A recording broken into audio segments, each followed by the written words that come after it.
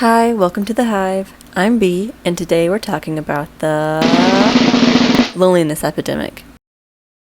But first, I'd like to give a shout out to my friend who did all of the art in this video, Sage. Their Discord is MailSage, and they're open for commission. I think before we get into this too fast, first up on the plate is, what even is the loneliness epidemic? It's essentially a widespread loneliness across the globe, meaning we are all connected globally by our unconnectedness. So that being said, let's get into the real stuff. So, what caused all this? I hate to say the C word, but it's true. It was COVID. Now, the loneliness epidemic was around way before COVID started, but the pandemic of 2020 to 2022 only put a magnifying glass on it and made it so much more substantial than what it was. Now, most of y'all may think that the actual quarantine had the most to do with it, which, don't get me wrong, it was very much substantial to the epidemic. But one of the most overlooked causes of this spike in loneliness was the essential versus non-essential business labels that forced most of our third spaces to either shut down completely or become astronomically expensive. For those who might not know, third spaces are just any places that aren't work or school or home. Some examples can be gyms, libraries, skating rinks, parks, malls, all that jazz. However, during the pandemic, only essential workers and industries were allowed to stay open to limit the spread of the virus, causing many of these industries to shut down. If these businesses didn't shut down, though, through the pandemic, or possibly reopened after quarantine was lifted, they instead raised their prices through the roof to compensate for the money lost to inactivity, which really can't be blamed on them, but still contributes to the epidemic. As teenagers and young adults are broke, this generation slowly lost all third spaces that we, and even our parents, grew up with. Take the mall, for example. My mom recalls spending the majority of her summertime just hanging out at the mall. Of course she would go shopping some of the time, but for the majority of the time spent, she says that she just hung out in the grand court with her friends, gossiped, talked to new people, and it was almost a social ground more than a monetary one. Although we do have malls today, they aren't what they used to be, especially now that we can get all our stuff from big box stores and online shopping, which leads me to my next point. Who benefits from this the most? As I said, not only is there a lack of in-person third spaces for planned socialization, but now, everywhere I used to get our simple and mundane social interactions is now replaced with its online/big biz counterpart. Eating out or ordering coffee turned into DoorDash and mobile orders. Grocery shopping used to be awkward slight smiles with the clerk. Now, someone else loads the groceries into your car while you scroll on Insta. Now, most of us don't even need to go out to get half our items. Little side note, I know that these services can be a godsend to those with physical and mental disability and chronic illness, and that is not who I'm talking about in these scenarios. I'm talking about the upward trend of everyone using stuff like this. Even the big megastores have caused and continued these aforementioned trends are getting out-businessed by an even bigger competitor, one that is widely known and used globally, Amazon. Amazon is out here putting everyone out of business. Not only can you get these things online, but there's also one-day shipping directly to your house, free returns, and a variety of goods. They sell trinkets to furniture, clothing to games, plushies to food. Did you know they sell houses? But to simply group them all together, big businesses leech off and perpetuate newfound loneliness by getting you to think that a purchasable item or product that they just so happen to sell at the moment will fix all your troubles. Now, I could go into an entire tangent about how the loneliness epidemic has influenced our overconsumption, but I think that is an entirely different video unto itself. So I'm going to keep it plain and simple for this video, and move on from one sector of business that benefits from loneliness epidemic to the next, which is the AI industry. The AI industry has been in its modern form with us for a while now. Although it just first started out as a simple prototype, it has evolved to a staple of many people's lives, despite the consequences created. One main trend I have been seeing on TikTok is the use of AI to self-analyze and use as a makeshift therapist and offer advice in times of hardship.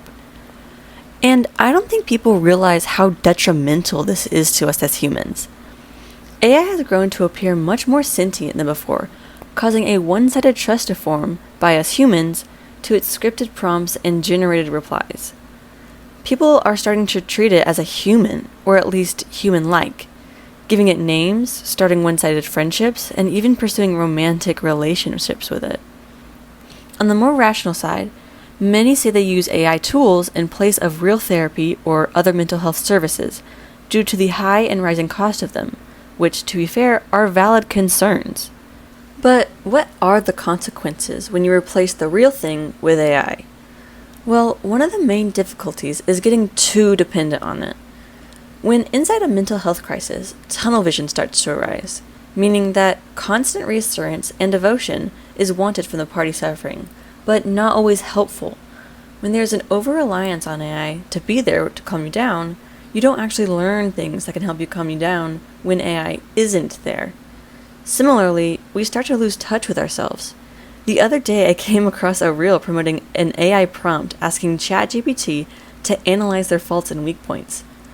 Although it might be helpful to get another person's viewpoints, we have lost something so fundamental: self-reflection. Loneliness and isolation doesn't just happen on the outside. Yes, lack of friends, social situations, and more are factors of this epidemic. But does the loss of the inner self not count as well? When we get so far attached to our phones, we essentially forget how to think. That in itself is a form of loneliness, and one, I might argue, that could be the most detrimental to us. There's also the overgeneralization of statements and limitations to stuff that AI can help you with, and the promise of a false connection. AI, although at times sounds like it's a real person, it isn't. It's a line of code and adapts to the output according to the input.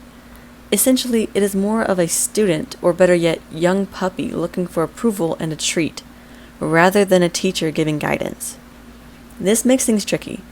You can try your hardest to convey a situation you are dealing with to a chat box, but unlike humans, it has no actual experience with the thing you are going through, and therefore can never really help you in the way that you need. You may even think that you are being unbiased by literally typing, "From an unbiased standpoint, tell me blah blah blah." But it will still never truly be an outsider because it knows so much data about you and none about the other people in your life. And I would like to add, in some scenarios it may be best to actually take biased and emotional advice, with this catch, that it comes from wisdom. We usually go to our friends for help because they might have been in a similar situation a while ago, and remember what it felt like to be on the receiving end, and therefore broadening our thinking to make a more rational decision, now considering all parties involved. A little side tangent, but as for using AI to get access to mostly free therapy in a financial sense, I have an AI-centered discussion video in the making right now, but one of my theories that aligns with this topic is the inevitable bait and switch that I think, and kinda is, happening with AI therapy mental health. I believe that AI is now profiting off of the loneliness epidemic, and pushing its services out now while advertising cheap care. Then when the epidemic gets larger and digs in a deeper hole, it will start charging for its actual AI therapy sessions. Kind of like a full circle type thing, creating a problem to fix it. Almost. I'm getting a little off topic, but it is easy to feel lonely when you think you have a friend in your pocket at all times, just to look around and see nothing when your phone dies. These are just the types of industries that can benefit from the epidemic to keep an eye out for. What other main factors are contributing? Another thing that I think is reviving the loneliness epidemic is making common use of therapy talk, which then trickles down into everyday language, making social connection that much harder and strenuous. We are pushing back our friends for the sake of mental health, and yet it is destroying our mental health. How many times have you heard someone say trauma dumping, keeping the peace, or gaslighting within the past 24 hours?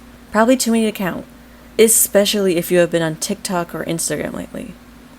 These words have been almost completely stripped of their original meaning, and are now used as excuses to run from or even misuse a committed friend or relationship. Going to your friend when you are sad or mad about something, whether it be a broken heart or an argument with your mom, isn't trauma dumping, it's having a friend. And listening to your friend tell you about these things isn't being a therapist, it's being a friend. Someone you trust enough to tell the little inconveniences and stories in your life to, and to listen to, is the basic point of friendship and other relationships in general. I would go as far to argue that even talking about real trauma in the right time and place isn't even trauma dumping either. It is just going to a safe person who you know you can trust and talk to, and sometimes rant to at times.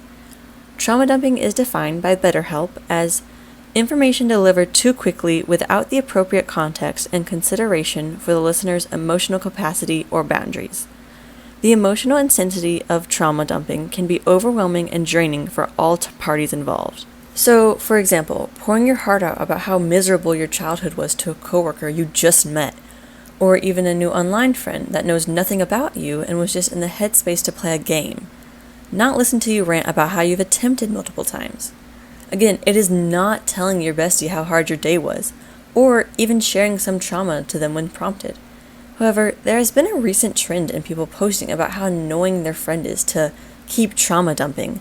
That is A, making people scared to open up to their friends about anything, and B, allows friends to have a word to use when they don't feel like being a good friend and an excuse to not like them. This basically introduces toxicity and one-sidedness to a friendship/relationship and makes the one person you are supposed to feel fully comfortable with into essentially an obstacle. So, how do we go about fixing this problem?